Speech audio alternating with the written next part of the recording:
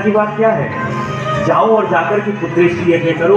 इन्होंने पुत्रेष्टि यज्ञ किया, लेकिन इनकी पत्नी की इच्छा थी कि हमारे बेटे हो जाए। ये ब्राह्मण मंत्र तो पढ़ रहे हैं, लेकिन पुत्र की कामना से नहीं, बल्कि पुत्री की कामना से पढ़ रहे हैं। समय निकला, एक पुत्री का जन्म हुआ है, लेकिन जब गुरुदेव को बुलाया, गुरुदेव आपके मंत्र यहाँ पर फेल हो गए हैं, हमारे पुत्र होना था, यहाँ पर पुत्री हो गई है।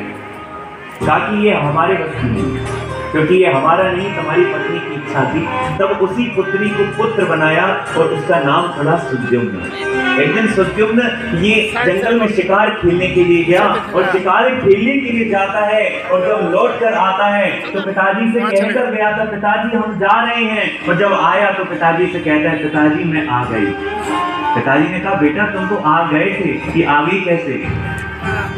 ताकि पिताजी हमें इसके संदर्भ में ज्यादा नहीं पता। परीक्षित ने पूछ दिया, गुरुदेव एक बात बताइए, ये कैसा स्थान है कि जहाँ पर पुरुष से स्त्री बन जाती है? कथमेवं गुणो देशा येन वा भगवन् प्रकाश। ये एक इलाहाबाद खंड की कथा है। एक दिन शंकर भगवान के दर्शन हेतु बड़े बड़े व्रतधारी, बड़े बड़े महात्मा पहुंचे कि चलो आज भोले बाबा का दर्शन करेंगे। आज दर्शन तो करने जा रहे हैं, लेकिन पार्वती मैया स्नान कर रहे हैं।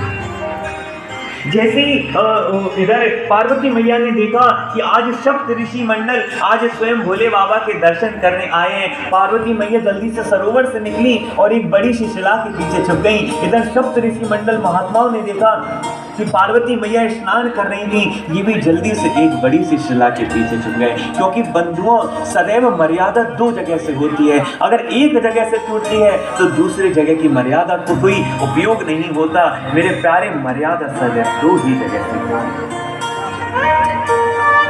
इधर पार्वती मैया अपनी मर्यादा करती है और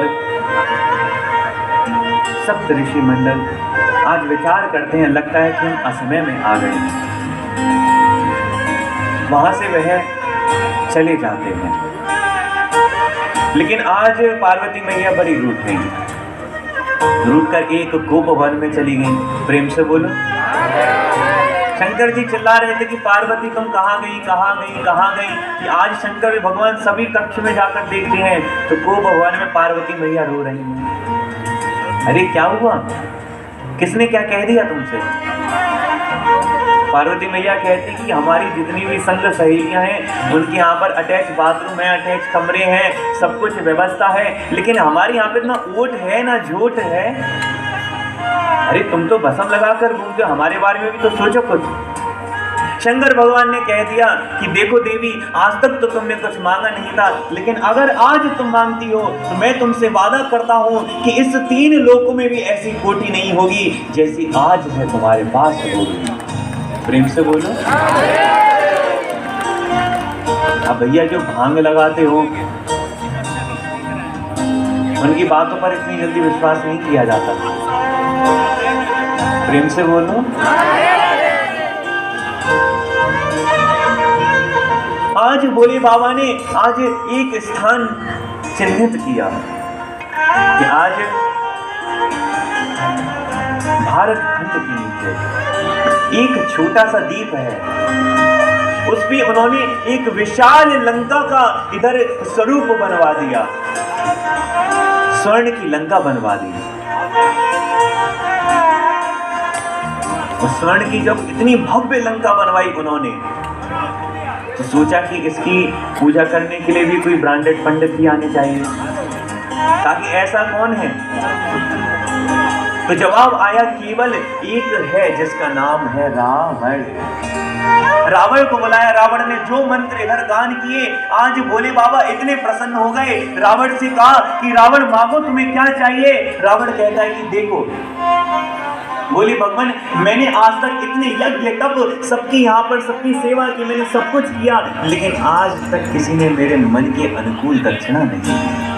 अरे रावण, तुम मांगो तो सही, तुमने जजमान तो बहुत मिले होंगे, लेकिन मेरे जैसा फक्कड़ जजमान नहीं मिला होगा कि जिसकी जेब में कुछ नहीं, लेकिन फिर भी तुमसे कह रहा है कि मांगो। रावण, तुम्हें क्या चाहिए? रावण कहता है कि बोले भगवान, अगर आपको दक्षिणा में मुझे कुछ देना है तो यही आपकी स्वर्ण की लंका मुझे दान कर दो।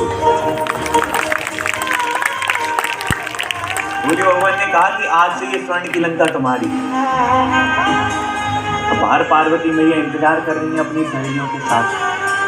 अरे बोले भगवान बताइए कितनी देर में गृह प्रवेश है? कहते हैं गृह प्रवेश वो तो हमने दान कर दिया। प्रेम से बोलो। लेकिन हम एक नियम लगा देते हैं, स्थानम ये प्रविशेदित सावयोषित भवेदिति, कि मेरे अलावा जो भी इस इलाव्रत खंड में प्रवेश करेगा वह पुरुष से स्त्री बन जाएगा। गुरु को बड़ी पीड़ा हुई। हम तो हो गया है खाली। गुरु ने कहा कि चलो ये हमारे यहाँ की कहानी 3 मिनट का हो गया खत्म, बल्कि चलो आज तो भोले बाबा के पास चलेंगे। 6%